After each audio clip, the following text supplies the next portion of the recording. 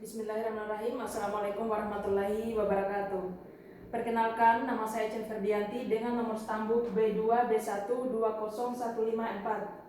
Di sini saya akan mempresentasikan materi manajemen internasional yang dibawakan oleh Ibu Prof.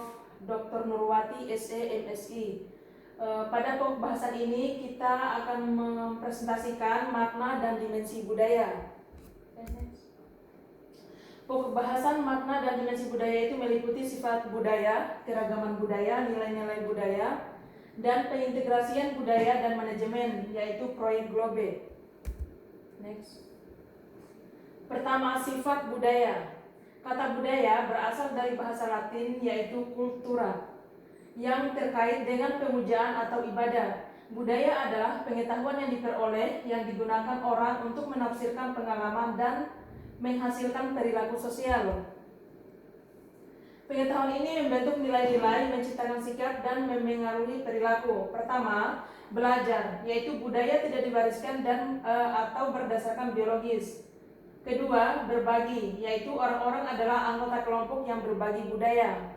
Ketiga adalah transgenerasional, yaitu budaya bersifat kumulatif, diturunkan dari satu generasi ke generasi berikutnya.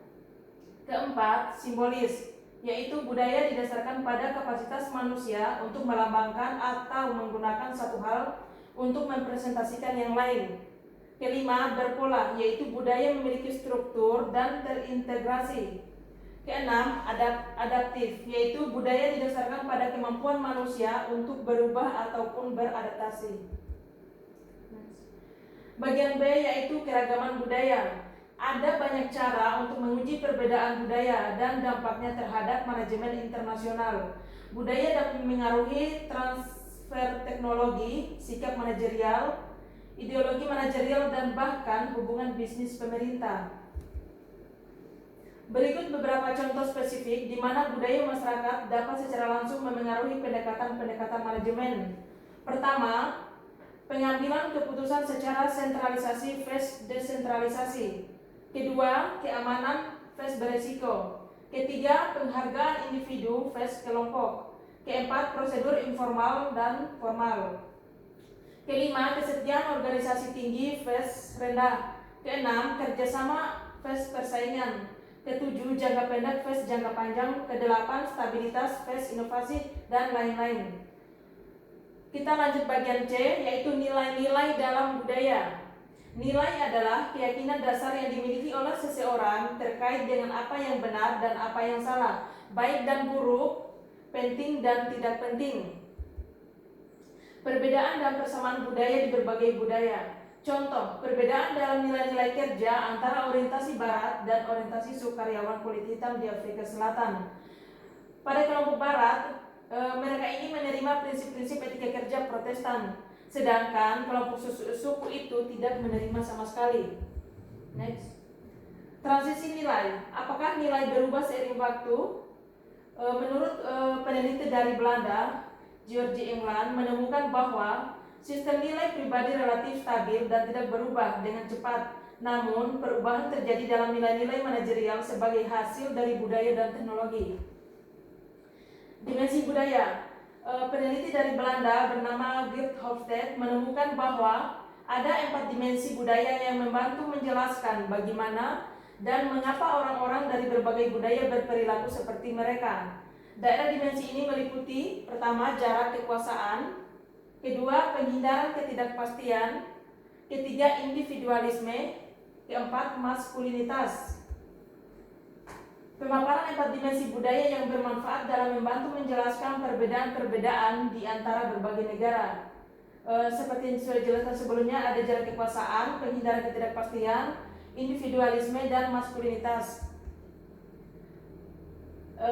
Kemudian di sini ada dimensi budaya berdasarkan Trompenaars, yaitu peneliti dari Belanda membuat penggambaran yang lebih baru atas bagaimana budaya-budaya berbeda. Pengembangannya sangat berorientasi nilai dan hubungan, seperti halnya sosiologis terkenal Talcott Parsons. Berikut orientasi hubungan yang menunjukkan cara di mana orang terkait dengan orang lain. Pertama, universalisme versus partikularisme. Universalisme adalah keyakinan bahwa ide-ide dan praktik-praktik dapat diterapkan dimanapun tanpa perubahan. Sedangkan partikularisme adalah keyakinan bahwa situasi mendikte bagaimana ide-ide dan praktik seharusnya diterapkan. Kedua, individualisme versus komunitarianisme. Individualisme mengacu pada orang-orang yang terkait dengan dirinya sendiri, sedangkan komunitarisme mengacu pada diri mereka sebagai bagian dari kelompok. Spesifik versus menyebar. Budaya spesifik di sini adalah budaya di mana individu memiliki ruang publik yang luas, yang memberikan orang lain masuk dan berbagi serta memiliki sedikit ruang privasi yang dijaganya dan dibagikan hanya kepada teman atau relasi terdekat. Kemudian budaya menyebar adalah budaya di mana ruang publik dan ruang privasi memiliki ukuran yang sama dan individu menjaga ruang publiknya secara hati-hati. Kemudian nomor 2, pencapaian versus anggapan. Budaya pencapaian di sini adalah budaya di mana orang disepakati statusnya berdasarkan seberapa bagus dia menjalankan fungsinya. Kemudian budaya anggapan adalah budaya di mana status dihubungkan berdasarkan siapa atau bagaimana orang tersebut. Kita lanjut bagian D, pengintegrasian budaya dan manajemen proyek LOBE. Pusat dari proyek LOBE adalah mempelajari dan mengevaluasi 9 atribut budaya yang berbeda dengan menggunakan para manajer menengah dari 951 organisasi di 62 negara. Budaya dan manajemen. Meta tujuan dari LOBE adalah mengembangkan dasar teori secara empiris untuk menggambarkan, memahami, dan memprediksi dampak variabel budaya spesifik pada proses kepemimpinan dan organisasional serta keefektifan proses tersebut. Ini adalah bagian dari dimensi budaya LOBE. Pada proyek LOBE ini mengidentifikasi 9 dimensi budaya. Ini dia. Pertama, penghindaran ketidakpastian. Kedua, jarak kekuasaan.